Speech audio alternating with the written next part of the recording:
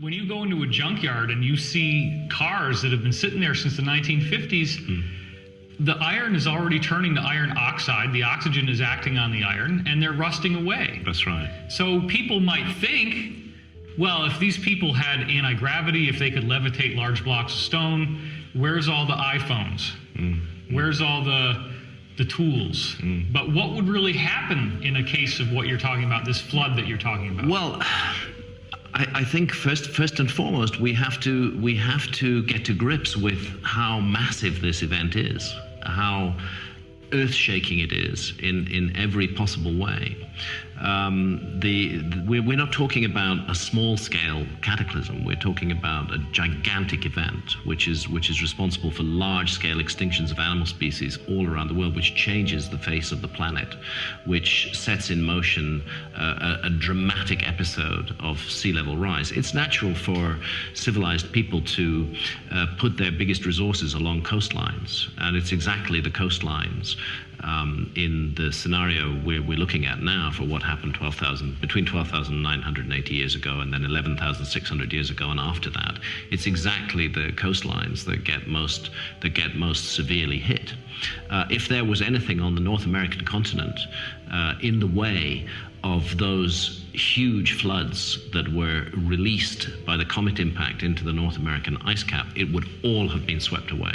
Nothing would be left at all. If Antarctica moved from essentially a tropical climate to the South Pole, as is envisaged in the Earth crust displacement theory, which Flavio Barbiero finesses with the notion of a comet impact setting the Earth in spin, the momentum that would be caused by that, and the fact that water just sloshes around, we would be looking at worldwide tsunamis like Fukushima, but worse than Fukushima, right? Worse. How tall do you think those waves would be? Could go hundreds of feet tall, and could push very far inland, and really bring to an end everything that would be called a civilization. And wouldn't it make sense that everything would be first crushed and then buried under at least 30 feet of mud everywhere? Yes, absolutely. Like nothing that would stay above. And then would rapidly degrade.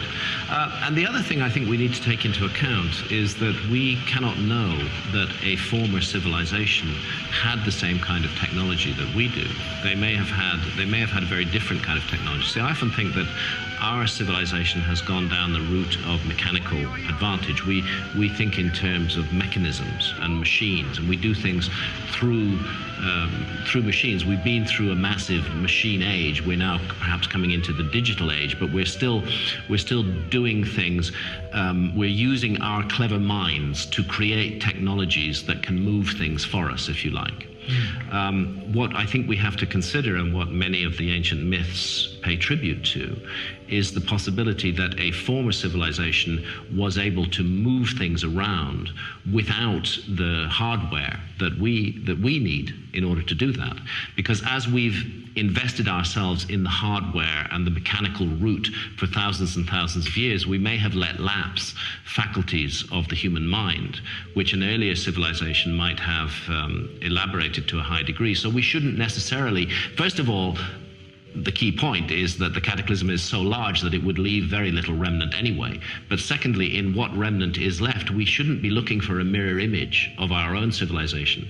We shouldn't be looking for our kind of tech. We shouldn't be looking for our kind of material things. What we're looking at, we might not even recognize it as tech. We might not know what it is. Just as 10,000 years from now, whatever small remnants was left of our civilization after a global cataclysm might not be recognized for what they are, because they've been part of our culture, but they might not be part of that future culture. Are you familiar with the Tibetan acoustic levitation story? I am familiar with it, and it's well documented. There's a photograph. I mean, the Tibetan monks were able to levitate substantial blocks of stone, of the order certainly of hundreds of pounds, were able to levitate them to a great height using sound. Let's just briefly go through that. So there's a quarter circle of monks. And they've got trumpets and drums. And Dan Davidson, in his book Shape Power, analyzes the dimensions, because the trumpets and drums are measured. Right. And they're all harmonic subdivisions of proportion to the size of the stone. Right. So they start making this terrible clanging noise. It's not leather, it's metal Yeah. on the drums. They clang the drums, they blast the horns, Yeah. and they're chanting. Yeah. And they just keep amping up the rhythm. So I think it starts as like every 3 minutes, and they build it up. Yeah, I forget the details, but the bottom and line the stone is starts wobbling, yeah. and then it just starts to slowly rise up into the air on Exactly. parabolic arc. Exactly. And Which totally defies the laws of physics that we would understand. it totally defies our understanding of the laws of physics. Right. Although, we have ourselves been able to use sound to levitate very small objects. That is happening now. We haven't Right. got to the stage of levitating very large objects. Again, I think because our minds are locked in the mechanical frame of reference, that we want levers to move things. Right. Whereas there might be a whole other way of doing things. And I think when we look at the mystery of former civilization, we have to keep our minds open to the possibility that they did things in a completely different way from us. And a sound-based technology would not leave behind mechanical objects.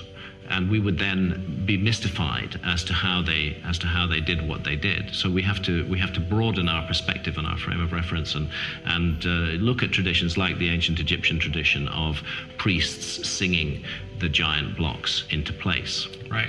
That some kind of chant was involved in this. And we, instead of dismissing that as just a fantasy of the ancient Egyptian storytellers, we have to say, well, what could that mean? Could we be looking at the traces of a much earlier technology that we don't understand there? Well, I'm jumping ahead a bit, but I want to do this right now. The Ark of the Covenant. Yeah. The walls of Jericho. Yeah. Could you tell that story for us?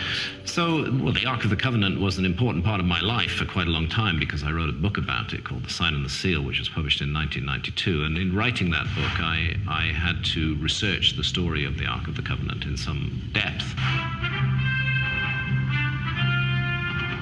which is, of course, told extensively in the Old Testament of the Bible, but is also related. There's even more material in Jewish legends and traditions concerning the Ark of the Covenant. And what emerges from all of this mass of material is an eerie feeling that we're looking at the description of a technological object of some kind, that it's some kind of machine, and actually, first and foremost, some kind of deadly weapon. Associated with a very nasty deity who we know as Jehovah, who is a real killer deity who is constantly inflicting the most awful punishments on people. And the ark is his monstrous instrument, really? which is the blueprint is given to Moses, and Moses is to build the ark according to a blueprint given by this entity who we are taught to believe is God. This entity, if you track his story through the Old Testament, he's an incredibly cruel, vicious, mean-spirited, punitive being who inflicts terrible punishments upon mankind, and the ark is used to inflict those terrible punishments. So when the Philistines seized the ark from the Israelites, when they seized the ark from the Israelites, as they do during the conquest of the Promised Land, and they open the ark, we're told that 50,000 of the Philistines die in agony, and they die of cancerous tumors, and they're afflicted with blindness. And it really sounds like, again, we should be careful projecting our technology onto past accounts, but it does sound like radiation sickness.